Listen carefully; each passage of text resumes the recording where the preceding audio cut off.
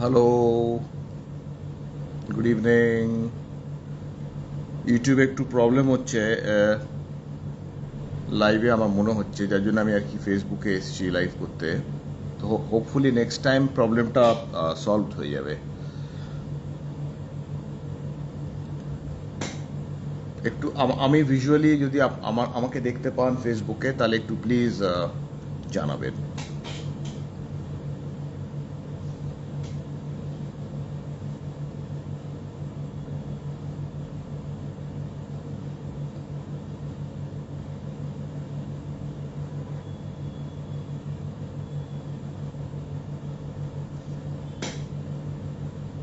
নমস্কার অঞ্জনা ম্যাডাম।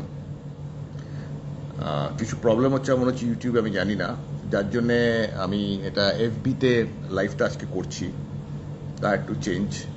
তো আমি একটু টাইম দিতে চাই। হ্যালো হ্যালো মিতালি ম্যাম, আমি একটু টাইম দিতে চাই, কারণ হ্যালো অঞ্জনা ম্যাম, কারণ যাতে লোকজন জয়েন করতে পারে। কারণ আমি প্রথমে বলেছিলাম যে এই লাইভটা আমি ইউটিউবে করব, বাট আমি জানি না, ইউটিউবে কিছু প্রবলেম হচ্ছে হয়তো, যার জন্যে মানে মানে যার জন্য আর কি প্রবলেম হচ্ছে আমার মনে হচ্ছে। হ্যাঁ, আচ্ছা, দেখা যাচ্ছে শোনা যাচ্ছে all clear. Thank you Mitali ma'am, বলেছেন দেখা যাচ্ছে শোনা যাচ্ছে all clear.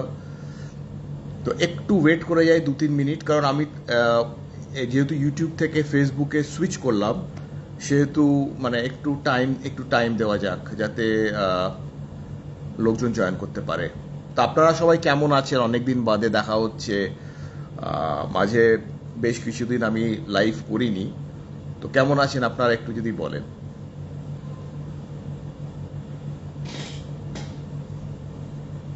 Yes, after long time. Sudipta ma'am একদম ঠিক বলেছেন। আমি চেষ্টা করব এটাকে যদি রেগুলারাইজ করা যায়, এবং সানডের জায়গায় এটাকে যদি আমি thank you, thank you Mitali ma'am live share করার জন্যে। আমি এটা চেষ্টা করব এটা ফ্রাইডে বা স্যাটারডে যদি করা যায়। আমার মনে হয় যে যেহেতু সোমবার দিন লোকের কাজকর্ম নতুনভাবে শুরু হয়, অফিস বলুন স্কুল বলুন, তো হয়তো একটু চাপ থাকে ওভার দ্য মানে রোববার দিন। তাই জন্য প্রবাবলি এটা শনিবার দিন বা শুক্রবার দিন করলে হয়তো ভালো হবে অনেকের ক্ষেত্রে। আর আমি এখানে যে শুধু সব সময় আগে যেরকম মানে আমাকে লোকজন যে সত্যি ঘটনা দিত, মানে সো কল সত্যি ঘটনা, সেগুলো তো আমি মেনলি বলতাম। কিন্তু যেহেতু এইটা আমি নিজের মতো করে বলবো আমার এই ফেসবুক পেজে বা আমার ইউটিউব চ্যানেলে, it will not be necessary যে আমি সবসময় যে সত্যি ঘটনাই পেয়ে বলবো। আমি ডিটেকটিভ স্টোরিজ, গল্প, লেখা গল্প সব কিছুই বলতে পারি, রাইট? মানে ডিটেকটিভ স্টোরিজ হতে পারে, তারপর মার্ডার মিস্ট্রি হতে পারে, অনেক কিছুই হতে পারে, সাসপেন্স, থ্রিলার, এভরিথিং, মানে সবই থাকতে পারে আর কি। বা এমনি ঘটনা বলতে পারি। কোনো ম্যান্ডেটারি থাকছে না যে মানে সবসময় ভৌতিক ঘটনাই বলবো। তো আমার একটা কথা একটু বলুন তো, আমার এখানে মাঝে মাঝে স্লো কানেকশন লেখাটা আসছে। আমার ভয়েস এবং কথাবার্তা কি ক্লিয়ার, না ইন্টারনেটের কানেকশনের কোনো প্রবলেম ফেস করছেন আপনারা? মানে বাফার হওয়া বা এরকম কিছু কি শেয়ার মানে প্রবলেম ফেস করছেন আপনারা? একটু যদি জানান প্লিজ।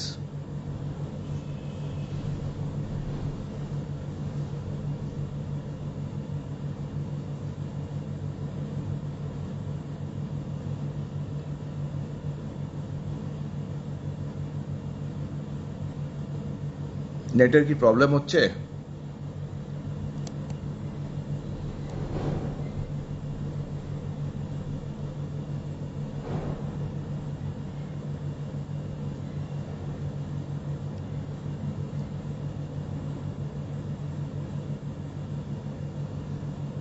আচ্ছা, অল ক্লিয়ার, অঞ্জনা ম্যাম লিখে দিয়েছেন অল ক্লিয়ার।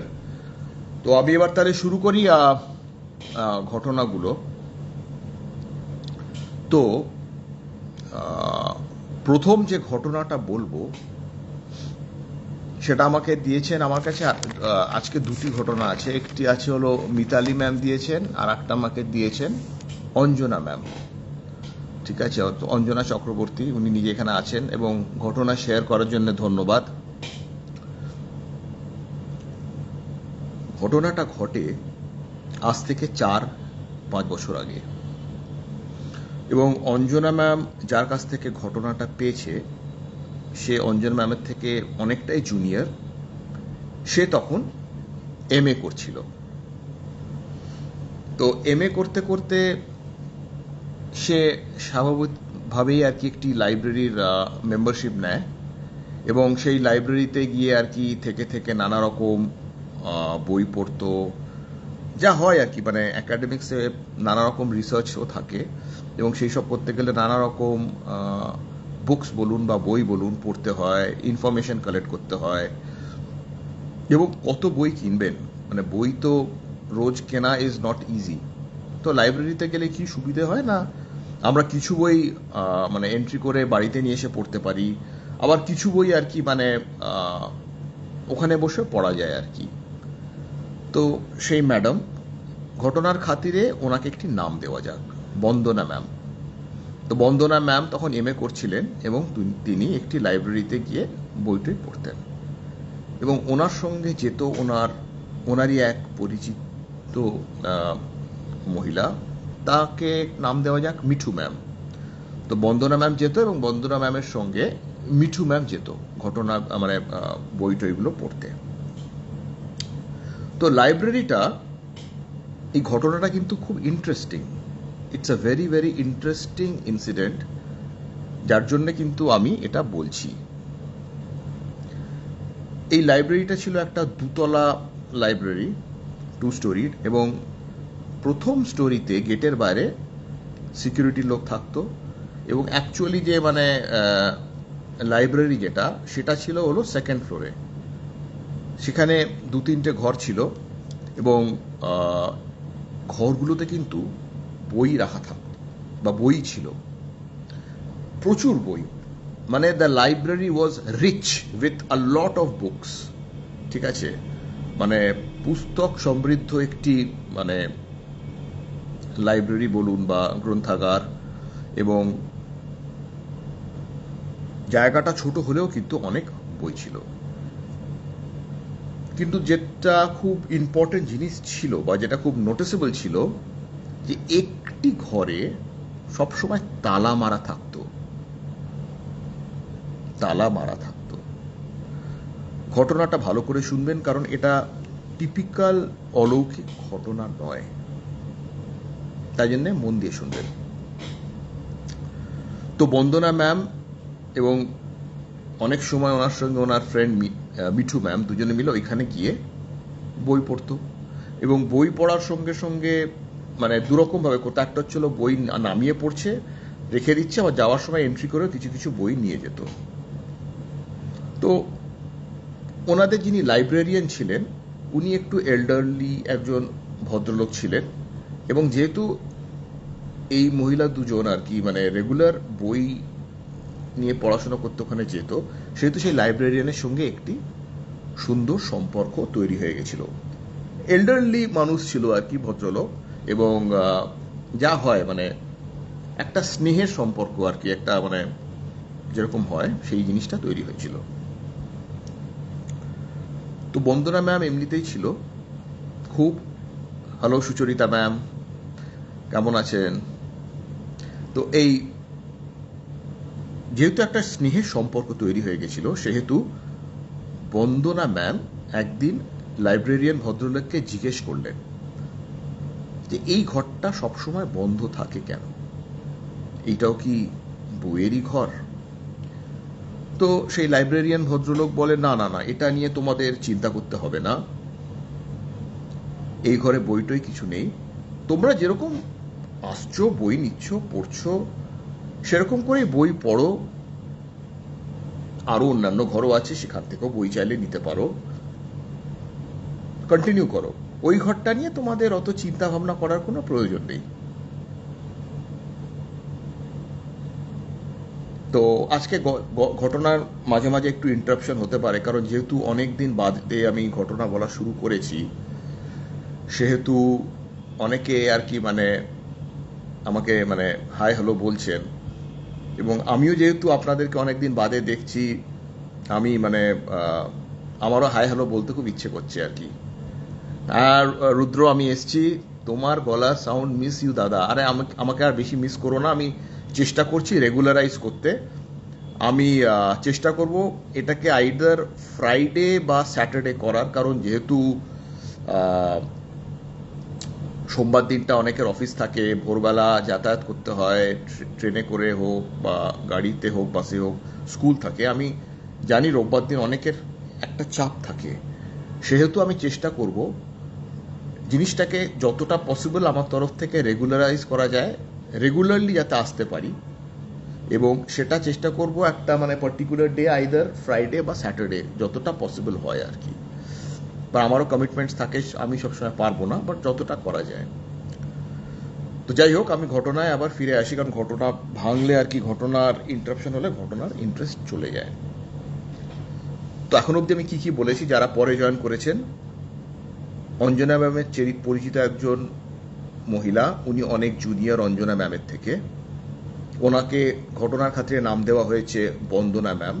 উনি এবং ওনার এক বান্ধবী মিঠু ম্যাম, তারা একটি লাইব্রেরিতে যেত বই নিয়ে পড়াশোনা করতে। সেই লাইব্রেরিটা ছিল দুতলা, বাইরে গার্ড বসতো, দুতলায় ছিল মেন লাইব্রেরিটা।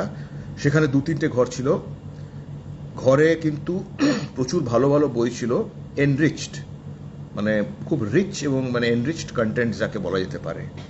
কিন্তু যেটা খুব নোটিসেবল ছিল যে একটি পার্টিকুলার ঘরে সব সময় তালা চাবি দেওয়া থাকতো, এবং বন্দনা ম্যাম ছিল অত্যন্ত ডাকা বুকো মহিলা, ঠিক আছে, এবং একজন লাইব্রেরিয়ান ছিলেন, অনেকটা এল্ডারলি। কিন্তু যেহেতু এনারা দুজন রেগুলার বই পড়তে যেত, সেহেতু লাইব্রেরিয়ানের সঙ্গে এনাদের একটা সুন্দর স্নেহের সম্পর্ক তৈরি হয়ে গেছিল।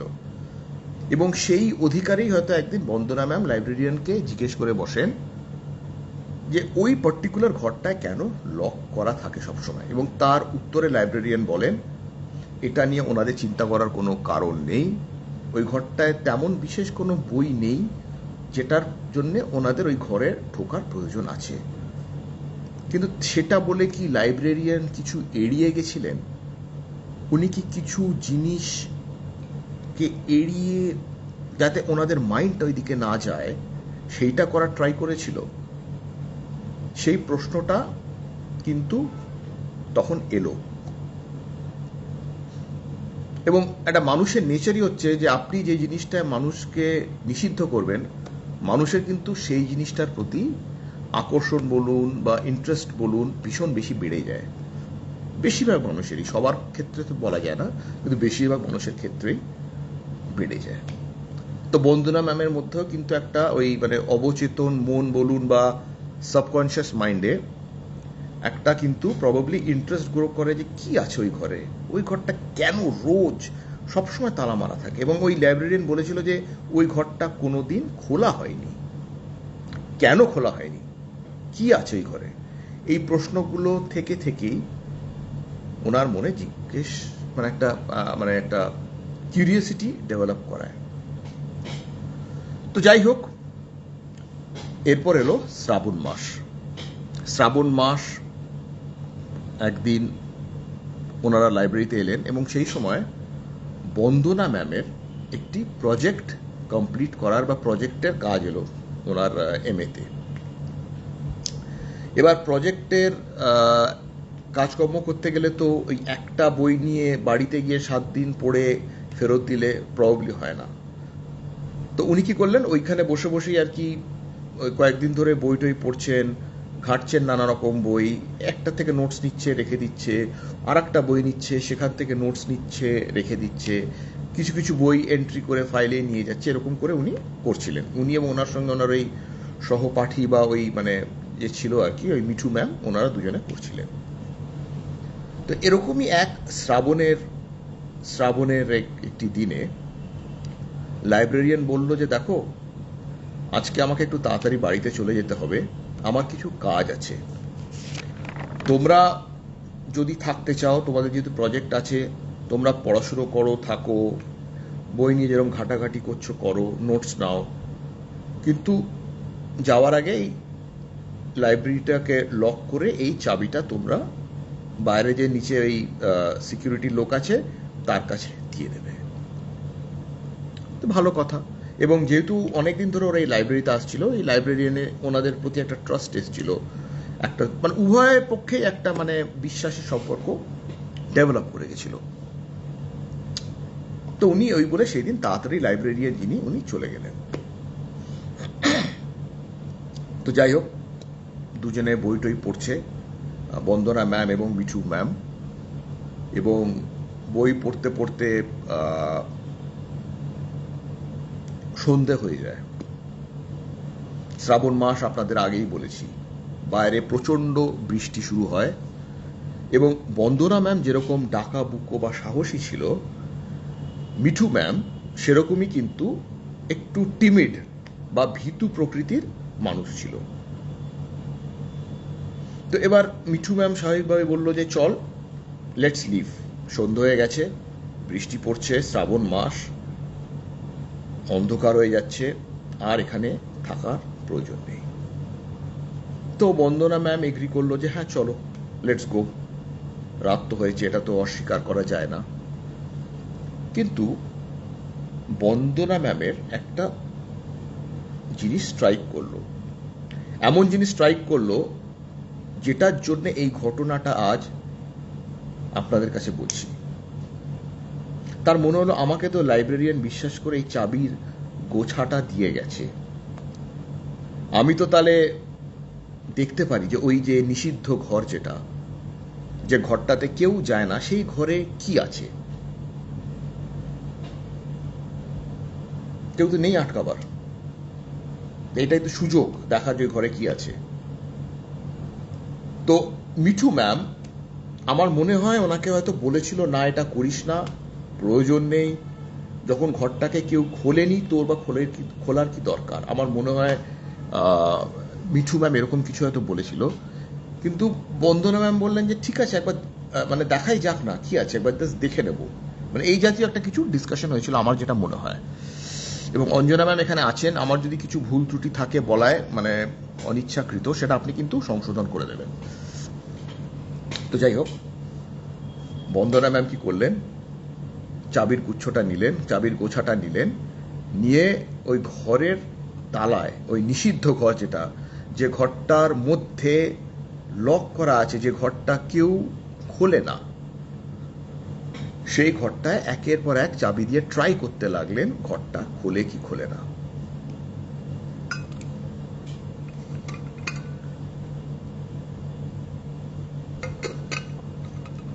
এবং একটি চাবি দিয়ে দেখা গেল কিন্তু ঘরটা খুলে গেল, ঘরটা খুলল, উনি ভেতরে ঢুকলেন। আর হ্যাঁ, আর একটা কথা, এই সময় কিন্তু লাইব্রেরিতে ওনারা দুজনেই ছিলেন। তার মানে কে, গেটের বাইরে সিকিউরিটি লোক বসে আছে, আর ভেতরে পুরো লাইব্রেরিতে ওনারা দুজন সেই দিন সন্ধেবেলা, বন্দনা ম্যাম আর মিঠু ম্যাম। বন্দনা ম্যাম ঘরটা খুলে ভেতরে ঢুকলো, ঘরের ভেতরে কিন্তু সেরকম কিছু দেখলো না যেটা মানুষের দৃষ্টি আকর্ষণ করতে পারে বা মানে কিউরিয়াসিটি বা ইন্টারেস্ট আনতে পারে। কয়েকটাই কার্টুন বা ওই কার্ডবোর্ডের বাক্স রাখা, ওই খবরের কাগজের কিছু দিস্তা, তাছাড়া মোটামুটি কিন্তু ঘরটা খালি ছিল, ঘরে বিশেষ কিছু ছিল না। তো উনি দেখে খুব একটা ইমপ্রেসড হলেন না, কি আছে এই ঘরে, মানে এটা তো বন্ধ করে রাখার কি আছে। উনি ঘর থেকে বেরোলেন, বেরিয়ে ঘরে আবার তালা দিলেন। তালা তো দিতেই হবে, নাহলে তো পরের দিন ধরা পড়ে যাবে। তালাটা দিলেন, দিয়ে এবার ওনারা ঠিক করেছেন যে এবার লাইব্রেরি থেকে চলে যাবে, রাতও হয়ে গেছে। তো এই সময় বন্দনা ম্যাম যখন এবার ওই ঘরটা লক করে মেন গেটটা লক করবে, মানে লাইব্রেরি যে ঘরে বসে ওনারা পড়াশোনা করছিলেন সেই ঘরটা যখন লক করতে যাবেন, তখন হঠাৎ লোডশেডিং হয়ে গেল।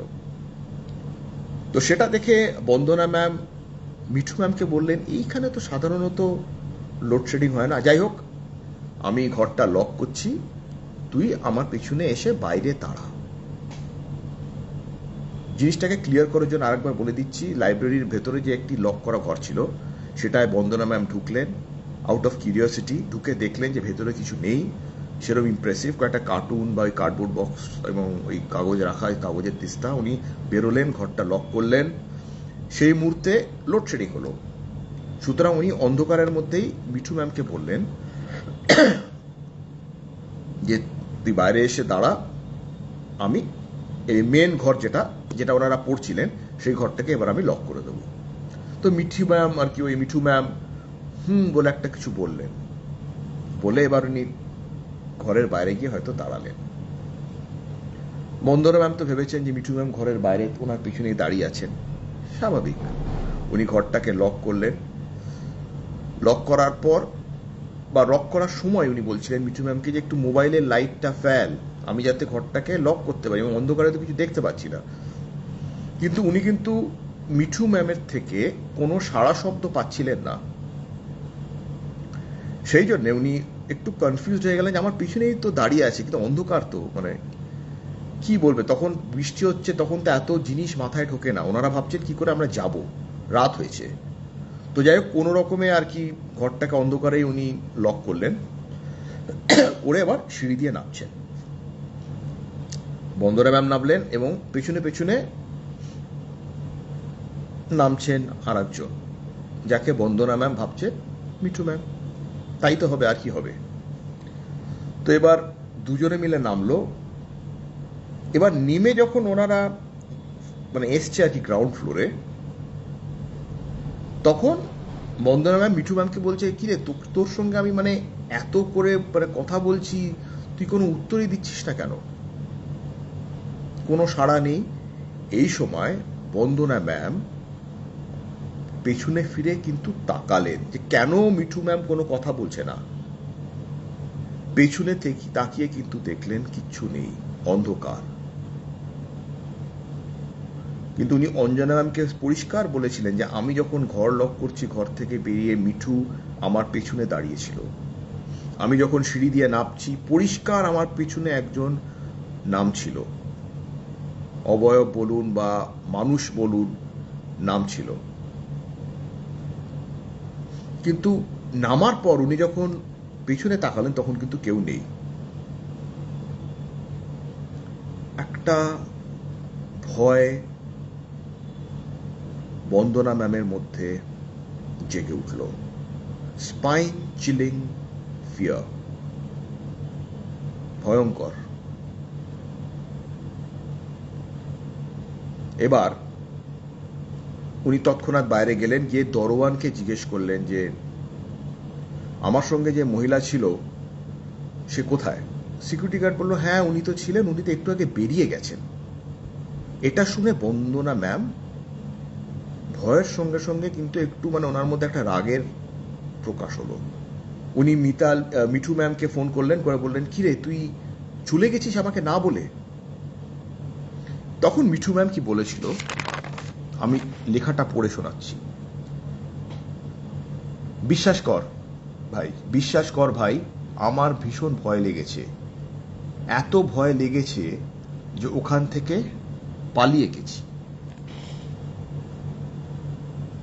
তাহলে বন্দনা ম্যাম কাকে বলল বাইরে এসে দাঁড়া? বন্দনা ম্যাম কাকে বলল যে মোবাইলের লাইটটা জ্বালা যাতে করে আমি লক করতে পারি? বন্দনা ম্যাম ভেবেছিল কে তার সঙ্গে নিচে নেমেছে ওই অন্ধকারে সিঁড়ি দিয়ে? এর উত্তর কিন্তু সেই মুহূর্তে বন্দনা ম্যাম পেল না।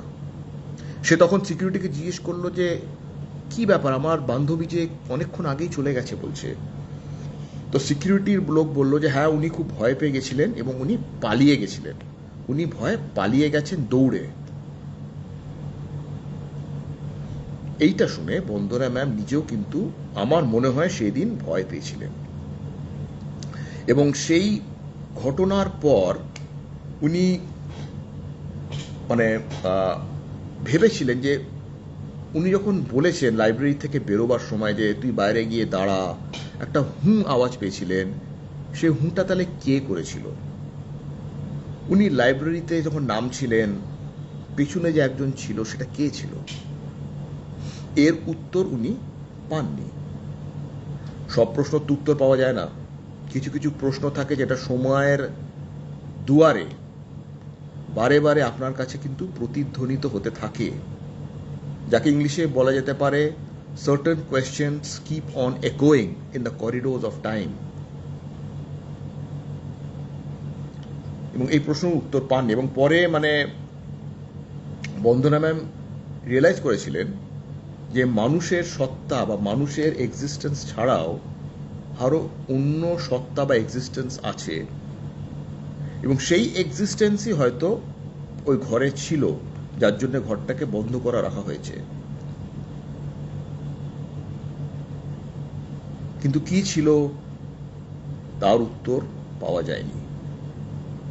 এটা ছিল আমার প্রথম ঘটনা, যেটা আমাকে শেয়ার করেছেন অঞ্জনা ম্যাম, অঞ্জনা চক্রবর্তী।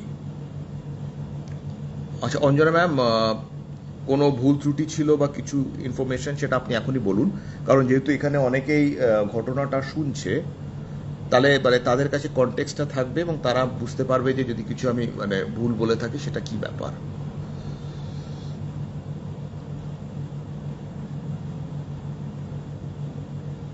এবার আমি পরের ঘটনায় যাব। থ্যাংক ইউ অঞ্জনা ম্যাম, ধন্যবাদ। এবার আমি পরের ঘটনাটায় যাব। এই ঘটনাটা আমাকে দিয়েছে মিতালি বাসু পল,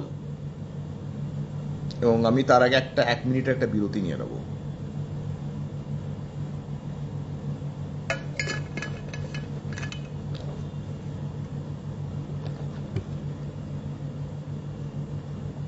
মাঝে অনেকদিন ঘটনা বলা বন্ধ রেখেছিলাম, সুতরাং আবার স্টার্ট করছি। এবং আমি যেটা প্রথমে বলেছি যে আমি আগে যেরকম শুধু ওই মানুষজন যেরকম সত্যি ঘটনা বলে যেগুলো দিত সেগুলোই বলতাম, বা আজকেও বলছি। ভবিষ্যতে আমি নানা রকম সাসপেন্সের ঘটনা বলুন, ডিটেকটিভ ঘটনা বলুন, বা এমনি ঘটনা বলুন, নানা রকম ঘটনা আমি কিন্তু বলবো, কারেক্ট? এবং আমি চেষ্টা করছি জিনিসটাকে রেগুলারাইজ করার, যাতে করে প্রবাবলি ফ্রাইডে বা স্যাটারডে বলতে পারি। হ্যালো বৈশাখী দি, খুব ভালো লাগছে তুমি শুনছো, থ্যাংক ইউ সো মাচ।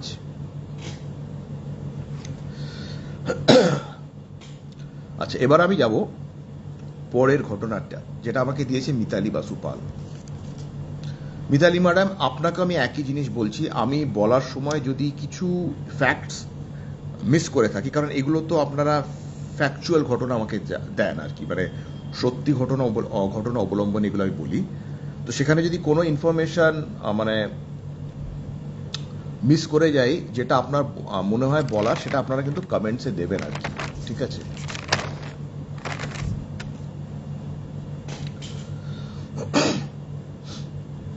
ঘটনাটা অনেক পুরনো, আগের ঘটনাটা যেরকম 4-5 বছর আগেকার ছিল, এই ঘটনাটা অনেক অনেক পুরনো। এবং এই ঘটনাটা হয়েছিল, hello Dipanwita ma'am, thank you, সবাইকে ধন্যবাদ শোনার জন্যে। এবং এই ঘটনাটা ঘটেছিল মিতালি বাসু পালের দাদুর সঙ্গে। দাদুর তখন বয়স হবে 25। ওনারা তখন থাকতেন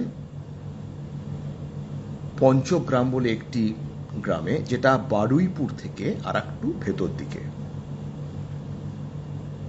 ওনার দাদুর তখন কত 25 বছর বয়স হবে, এবং তার আগের বছরই সে রেলে চাকরি নিয়েছে। স্বাভাবিকভাবেই আর কি রেলে চাকরি নিয়েছে, রেলের কোয়ার্টারও পেয়েছে, কিন্তু কোয়ার্টারটা কিন্তু ছিল কলকাতায়। কিন্তু দাদুর পৈতৃক ভিটে যেটা, বা অ্যানসেস্ট্রাল হোম বলুন বা হোয়াট এভার, সেটা ছিল হলো পঞ্চগ্রামে। পঞ্চগ্রামে পৈতৃক ভিটেতে দাদু থাকতো। দাদুর তখন 25 বছর বয়স। দাদু থাকতো, দাদুর ভাইটাইরা থাকতো, দাদুর বাবা মা থাকতো। নিজের সবার আলাদা আলাদা ঘর, সবাই নিজের নিজের ঘরে থাকতো। এবং দাদু যেহেতু রেলওয়েজে চাকরি পেয়েছেন এবং কলকাতায় পোস্টিং ছিল। উনি কি করতেন, উনি প্রত্যেক শনিবার ভোরবেলা ট্রেনে করে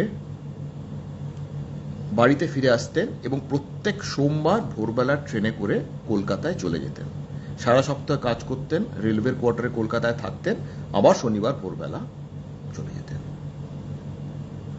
এবং হ্যালো দাদা, অনেকদিন পর লাইভে দেখলাম আপনাকে, শুনছি। থ্যাংক ইউ জয়িতা ম্যাম, খুব ভালো লাগছে। শুনবেন, আমি জিনিসটা রেগুলারাইজ করার চেষ্টা করছি। মাঝে বেশ কিছু মাস বলুন বা বছর বলুন আমি করিনি, আমি আবার জিনিসটাকে রেগুলারাইজ করব। তাই জন্য ফলো করবেন আমার পেজটাকে ইউটিউবে এবং ফেসবুকে, এবং আমি চেষ্টা করব রেগুলারলি আসতে। ইনফ্যাক্ট আমি নেক্সট উইকও আবার আসবো প্রবাবলি।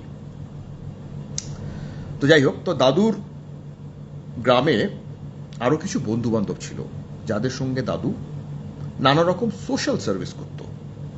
সোশ্যাল সার্ভিস মানে কি, ওই শ্মশান যাত্রীর মানে কাজকর্ম করা বলুন, বা কারুর কোনো রোগ হলো হাসপাতালে নিয়ে যাওয়া, নানা রকম সোশ্যাল সার্ভিস হয়, ঠিক আছে, সেসব নানা রকম সোশ্যাল সার্ভিস উনি ছিলেন, ওনার কিছু বন্ধু বান্ধব ছিল। তো উনি এইরকমই এক শনিবার ভোরবেলা ট্রেনে করে ফিরছেন, খবর পেলেন ওনাদের বাড়ির থেকে আরো 2টো বাড়ি পরে একজন মহিলা একটা কঠিন ব্যাধিতে মারা গেছে। মহিলার তখন বয়স ছিল 38। এবং যেহেতু ওনার ছোঁয়াচে রোগ, উনি মারা গেছিলেন, বা কন্টেজিয়াস যেটাকে বলা যেতে পারে, বা ওই মানে ইনফেকশন, সেহেতু বাড়ির লোকজন সৎকার করতে ভয় পাচ্ছিল। যে মারা গেছে তার বাড়ি ছিল, এই ওনার যে দাদু, ওনার বাড়ির আরো 2টো বাড়ি পরে, এবং সেই বাড়িতে ওপরতলায় ওই মহিলা ছিল এবং মারা গেছিল, এবং নিচের তলায় তার বাড়ির ভাই বোন বা ফ্যামিলি লোকজন ছিল।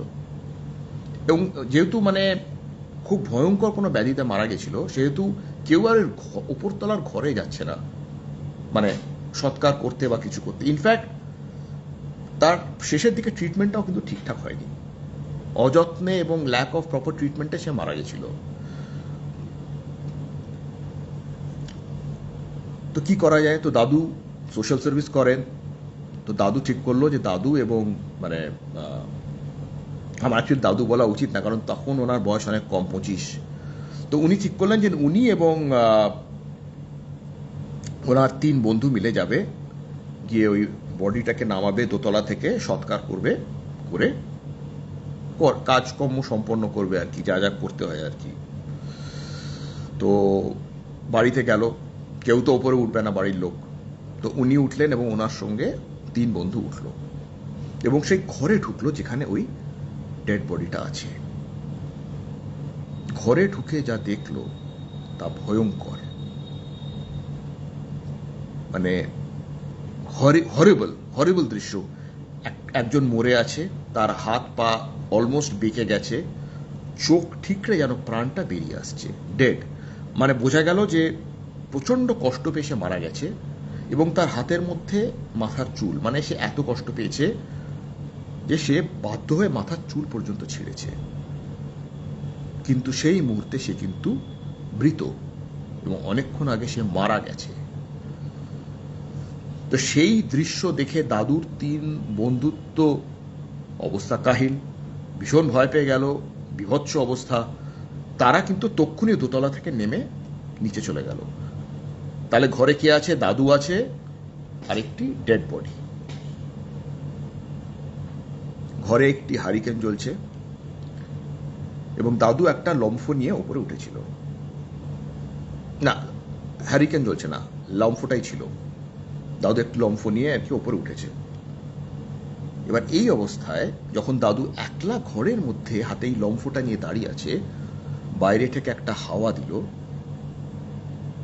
লম্ফটা নিভে গেল। এবার তাহলে কি দাঁড়ালো, অঙ্ক কি বলে, অঙ্ক বলে অন্ধকার ঘর, একটা ডেড বডি আর দাদু, ঘরে আর কেউ নেই।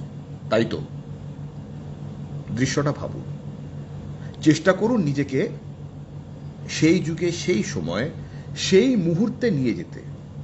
তাহলে কিন্তু জিনিসটাকে আরো বেশি অনুভব করতে পারবেন, নালে এটা একটা এমনি ঘটনাই মনে হবে। এবার দাদু ভয় পেল, সেটাই তো স্বাভাবিক, এবং ভয় পেয়ে উনি ডাকলেন, ভাই তোরা চলে গেলি কোথায়, ওপরে আয়, আমাকে সাহায্য কর, আমি একলা এই বডিটাকে কি করে নামাবো। কিন্তু সবাই বললো ওই বডি আমরা কেউ নামাতে পারবো না, তুমি ওপর থেকে নামিয়ে আনো। এবার দাদু চটে গেল।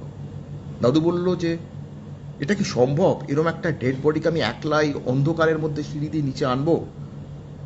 কাউকে না কাউকে তোদের আসতে হবে, তোরা আয়।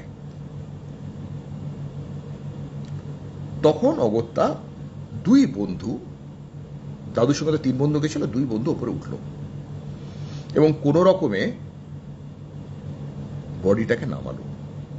বডিটাকে নামিয়ে অন্ত্যেষ্টিক্রিয়া করে যা যা করা হলো, করে শ্মশানে নিয়ে গিয়ে সৎকার করা হলো, অবশেষে সৎকার করা হলো। কিন্তু ঘটনাটা কিন্তু এইবার শুরু হলো। এইখানে গিয়ে বাস্তব জগৎ বা বাস্তব দুনিয়াটা শেষ হলো, যে মুহূর্তে সৎকার করা হলো। কিন্তু তারপর শুরু হলো একটি অন্য জগৎ, একটি অন্য কাহিনী, যেটা বলার জন্যই আজকে আমি এখানে এসেছি।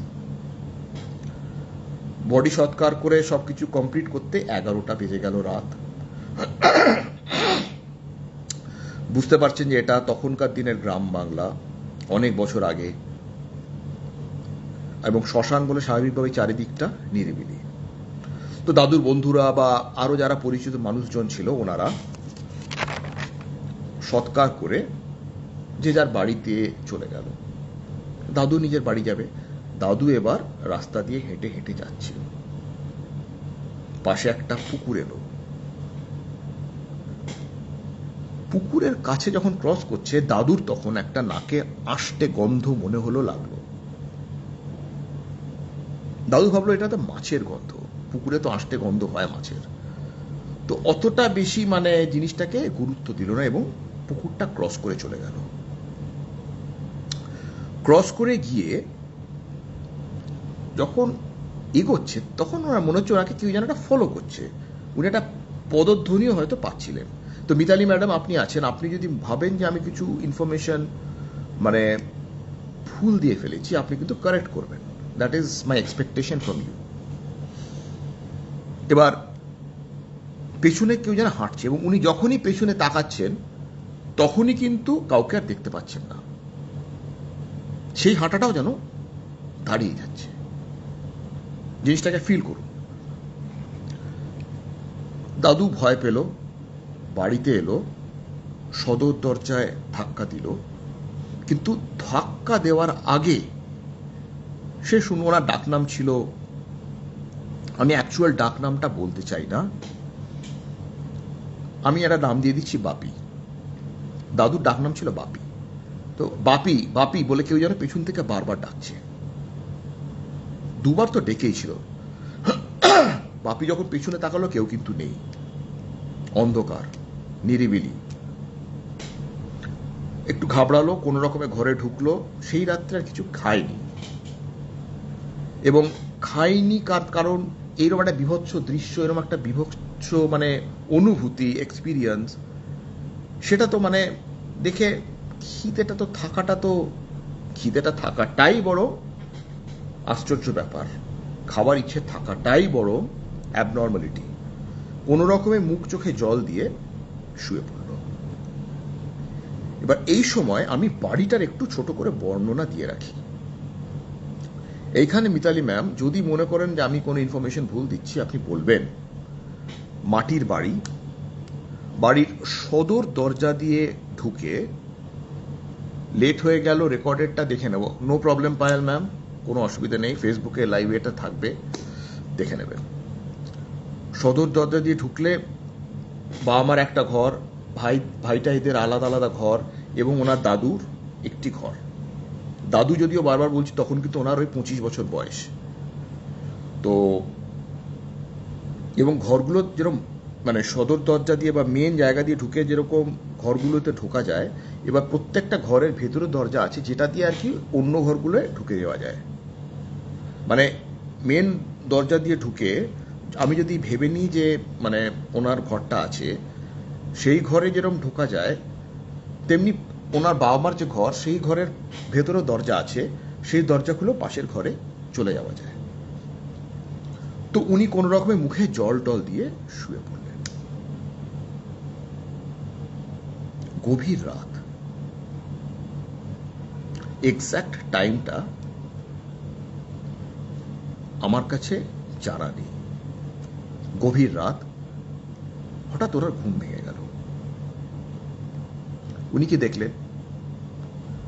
গরমকাল, জানলাটা খোলা, সদর দরজার বাইরে কেউ যেন ওই দাওয়াতে পায়চারি করছে। জানলা খোলা, গ্রীষ্মকাল, ওনার ঘরে একটা ওই হারিকেন বলুন বা ওই লণ্ঠন ছোটবেলায় হতো না, টিম টিম করে চলছে। উনি ফিল করলেন যে বাইরে কেউ একজন হাঁটছে। উনি দেখতেও পেলেন একটা ছায়া পায়ের, কিন্তু কার ছায়া কি সেটা তো বুঝতে গেলে দরজাটা খুলতে হবে। কিন্তু ওনার সেদিন রাত্রে সেই দরজা খোলার সাহস ছিল না। উনি কোনো রকমের জিনিসটাকে মানিয়ে নিয়ে, ঘরের বাইরে একটা রক ছিল, কারেক্ট, মিতালি ম্যাম লিখে দিয়েছেন যে ঘরের বাইরে একটা রক ছিল। তো কোনো রকমে সেই রাত্রে উনি ঘুমোলেন। এবার ঘুমিয়েছিলেন কিনা জানি না, ঘুমোবার চেষ্টা করেছিলেন। পরের দিন রোববার, কোন রকমে দিনটা কাটালেন, তাড়াতাড়ি শুয়ে পড়লেন, কারণ পরের দিন ওনাকে ভোরবেলা ট্রেনে করে কলকাতায় ফিরতে হবে। রোববার দিন তাড়াতাড়ি শুয়ে পড়লেন। রাত 2টো নাগাদ ওনার ঘুম ভাঙল। 2 AM। একটা অস্বস্তি ফিল করলেন, একটা ইরি ফিলিং যেটাকে ইংলিশে বলে, বা একটা অন্যরকম একটা ফিল করলো। এবং তারপর উনি শুনলেন ওনাকে যেন করুণ গলায় কেউ বলছে, তোরা আমাকে কোথায় রেখে এলি। গলায় দুঃখ, যন্ত্রণা।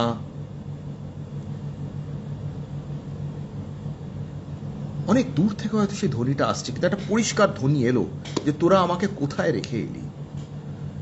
সেটা শুনে দাদু তো ভীষণ ভয় পেয়ে গেল এবং বিরক্ত হলো, এবং বলল যে আপনি কে, কেন আমাকে বিরক্ত করছেন। এবং এই কথাটা দাদু খুব চেঁচিয়ে বলেছিল, যার জন্য পাশের ঘর থেকে দাদুর বাবা মা চলে এলো এবং তারা এসে দেখলো যে দাদু ট্রমাটাইজড, ভীষণ একটা মানে ভয় দাদুর সর্বাঙ্গে মানে প্রস্ফুটিত হচ্ছে, দেখা যাচ্ছে। এবং তারপর দাদুর ধুম জ্বর এলো, বিছানার সঙ্গে যেন মিশে গেল। পরের দিন কবিরাজ রাখা হলো, এবং দাদু সেই রাত্রে কিন্তু একলা থাকতে চায়নি, বলেছিল যে বাবা মা তোমাদের সঙ্গে আজকে রাতটা আমি থাকতে চাই। পরের দিন কবিরাজ এলো, কবিরাজ দেখলো, কবিরাজ ওষুধ দিল, কিন্তু সেই ওষুধেও কিন্তু 7 দিন পরে কোনো উন্নতি হলো না। জিনিসটা ভাবুন যে আপনি ওষুধ খাচ্ছেন কিন্তু আপনার জ্বর কমছে না, আপনার শরীর একই রকম আছে। কি অবস্থা আপনার হবে, কি অবস্থা আপনার বাপ্পার হবে, কি অবস্থা আপনার প্রিয়জনের হবে, এটা কিন্তু ভাবার জিনিস। তো এবার গ্রামের লোকের সঙ্গে ওনার বাবা কথা বলে ঠিক করলো যে একজন গুণিনকে খবর দেবে। তখনকার দিনে এইসব গুণিন বা এইসব জিনিসের প্রচলনটা আরো বেশি ছিল।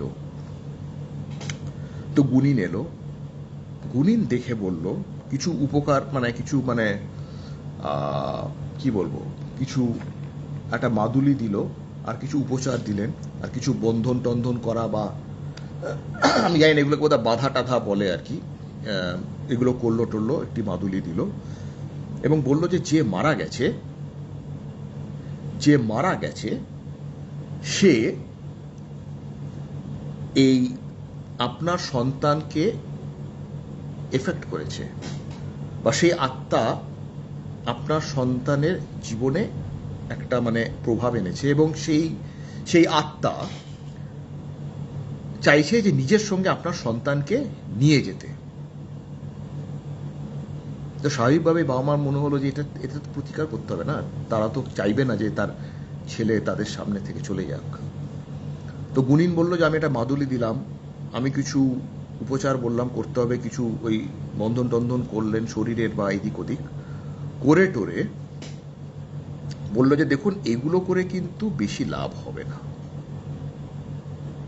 আপনাদেরকে এই মাদুলিটা তো ওর সঙ্গে সবসময় রাখতে হবে, তাছাড়া আপনাদেরকে ওর সঙ্গে থাকতে হবে এবং এই পঞ্চগ্রাম ছেড়ে দূরে অন্য কোথাও ওকে নিয়ে বেশ কিছু দিনের জন্য চলে যেতে হবে, নালে কিন্তু এই প্রভাবের থেকে বেরোনো যাবে না।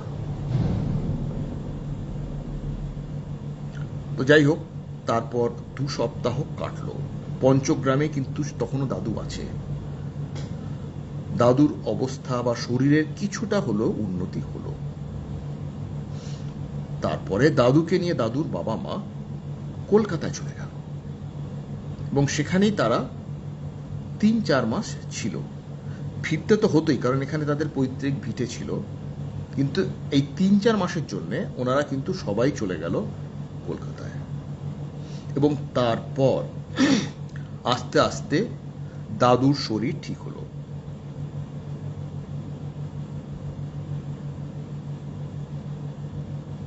এটা ছিল মিতালি বাসু পলের দেওয়া একটি ঘটনা।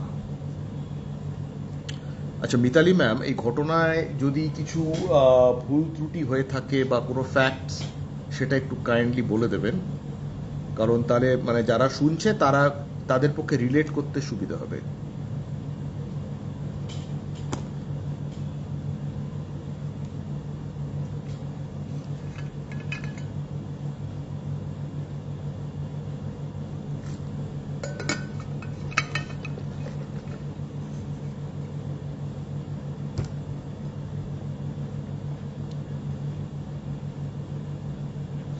তো আমার প্ল্যান ছিল আজকে আরেকটি ঘটনা আনবো, থ্যাংক ইউ, আমি আরেকটা ঘটনা আনবো, কিন্তু এখন অলরেডি দেখছি যে অনেক বাজে, প্রায় 12টা বেজে গেছে, মানে আমি নিজে অনেকক্ষণ আরও মানে জেগে থাকবো অ্যাকচুয়ালি 1টা-1.5টা অবধি, কিন্তু মানে আমি চাই না আপনাদেরকে অতক্ষণ জাগিয়ে রাখতে। ইনফ্যাক্ট আমি একটা ভেবেছিলাম যে এখান থেকে একটা গল্প বলবো, একটা অলৌকিক ঘটনা বলবো, কিন্তু সে অলৌকিক ঘটনাটা থাক, ওটা তাহলে পরে আমি চেষ্টা করছি যে নেক্সট স্যাটারডে যদি আসা যায়, নেক্সট স্যাটারডে কিছু ঘটনা নিয়ে, তবে সবই যে সত্যি ঘটনা হবে বা নট নেসেসারি, আমি ডিটেকটিভ বলুন বা এমনি প্রেমের ঘটনা বলুন বা রহস্যের ঘটনা বলুন, I can come with anything. ভালো থাকবেন, সঙ্গে থাকবেন, আবার দেখা হবে, থ্যাংক ইউ।